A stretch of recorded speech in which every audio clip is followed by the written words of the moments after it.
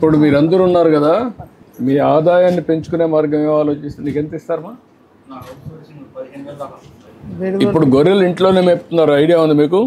ఫారాలు పెట్టి దానివల్ల లాభ నష్టాలు ఏంటి ఏంటో ఏమైనా చూసావా? దృష్టి పెట్టలేదా?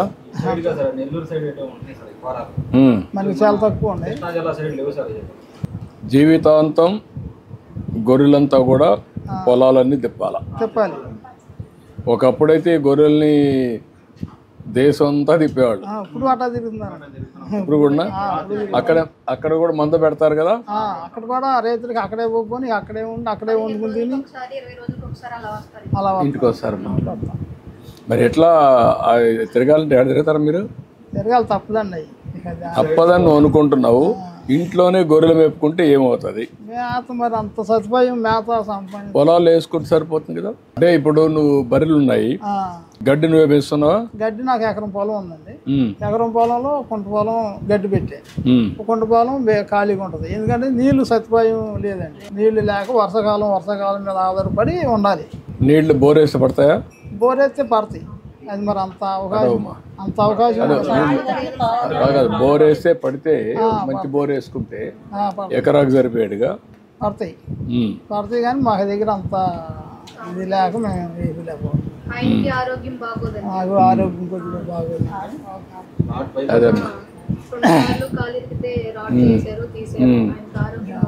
ఏదో గేదెలు పెడుతుంది అట్టగా మేము మా తాత తండ్రుల కాడి నుంచి మాకు అదే పని అండి. మా అమ్మగారు మా నాన్నగారు మా అమ్మగారు అండి, పూర్వం నుంచి మాకు అదే కదే.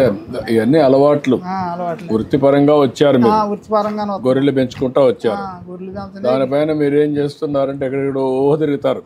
నేను సమైక్య ఆంధ్రప్రదేశ్ లో ముఖ్యమంత్రిగా ఉన్నప్పుడు మహబూబ్ నగర్ వాడు ఇక్కడికి వస్తారు గొర్రెలు పట్టుకొని ఆంధ్రాకి వస్తారు. ఈ ఖరీఫ్ సీజన్ లో, రబీ సీజన్ లో పొలాలు ఖాళీ ఉంటాయి కాబట్టి ఇక్కడ అంతా తిరుగుతారు. కదా మన ఏరియాలో, అందుకని ఇటు వస్తారు, ఇక్కడికి వస్తారు. ఇక్కడ మందు కూడా పెడతా ఉంటారు. రైతులు కొంత డబ్బులు ఇస్తారు, డబ్బులు ఇస్తారు. అది కొంత ఆదాయం వస్తుంది. ఆదాయం కోసం ఇది తిప్పి మేపుకుంటూ వస్తూ ఉంటారు. ఇంటి దగ్గర ఉండేది కూడా లేదు. ఇంటి దగ్గర ఉంటుందండి అసలు. మరి ఎట్లా ఇవన్నీ ఇంకా రోజులు మారినాక మీరు కూడా మారాలి కదా.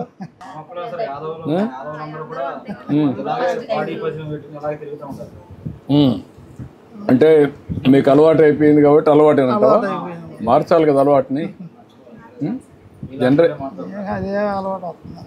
కాదు, నేను అనేది అంటే ఇప్పుడు మీరు ఇది చూశారు, మీ జనరేషన్స్ మారాయి. జనరేషన్ మారినప్పుడు మీలో కూడా మార్పు రావాలి కదా. పిల్లలు మీలో రావాలి కదా. గొర్రెలు బెటరా మేకలు బెటరా? గొర్రెలే బెటర్ అండి. మేకలు కొద్దిగా ఇబ్బంది అండి, ఎంతసేపు అడుగు మీదే తిరగాలి. అక్కర్లో హైట్ కూడా ఆకులు వచ్చేసినాయి. పొలాలు ఆకులు వేయచ్చు కదా, పొలాలు పండుతాయి. మేకలు గొర్రెలకు కూడా ఎక్కడికక్కడ మేత వచ్చింది. ఆ మేత ఇక్కడే తయారు చేసుకోవచ్చు.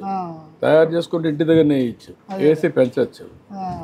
అలాంటి అలవాట్లు వచ్చేసాయి. ఇప్పుడు నేను వచ్చింది ఏంటంటే మీ అందరినీ ఎట్లా మీ ఆదాయం పెంచాలి, మీ కష్టం తగ్గించాలి. మీరు కూడా అందరితో సమానంగా ఇంకా రాను అందరి ఆదాయాలు పెరుగుతాయి, అందరే పెరుగుతాయి. ఇంకా పెరిగినప్పుడు మీరు కూడా మీ జీవన ప్రమాణాలు పెరగాలి.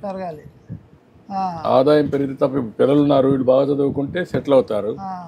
ఇప్పుడు వాళ్ళు ఉన్నారు, ఆ జనరేషన్ మీ జనరేషను, నువ్వు మీ తండ్రిని మీ తల్లిని ఆదర్శంగా తీసుకోండి. ఇంకా మా వాళ్ళు ఇట్లా చేశారు కదా మేము ఇట్నే చేస్తామని. ఇప్పుడు వాళ్ళకి అదే నేర్పించావు. నువ్వు 10th నిలిపేసావు కొడుకుని. ముందుకెళ్తానికి మన దగ్గర అంటే ఓసారి కష్టపడితే ఇప్పుడు అమ్మాయి ఆశ చూసావు కదా, నేను సీఎం అయిపోతానంట. ఈ అమ్మాయి డాక్టర్ అవుతానంటే, డాక్టర్ అవుతుంటుంది. అంటే వాళ్ళిద్దరిలో ఆలోచనలు ఉన్నాయి కదా, వాళ్ళ ఆశలు చంపేయకూడదు కదా. అదే మరి ఈయన ఆదాయం కూడా పెంచుకోవాలి కదా. సెల్ ఫోన్ వాడతావా? ఎక్కడ వాడతావా? సెల్ఫీ తీస్తావా? సెల్ఫీ తీస్తావు, ఇంక చదువు రాదంటావు. ఇప్పుడు ఆ జనరేషన్ అన్ని నేర్చుకుంటున్నారు. నెక్స్ట్ ఎట్లా ఆదాయం పెంచుకోవాలి, మీ వాళ్ళ బ్రతుకులు కూడా మెరుగెట్టపరచుకోవాలి, ఇవి ఆలోచించాలి. అందుకే నేను వచ్చింది ఏంటంటే మీలో కూడా ఒక మార్పు తీసుకురావడానికి వచ్చాను.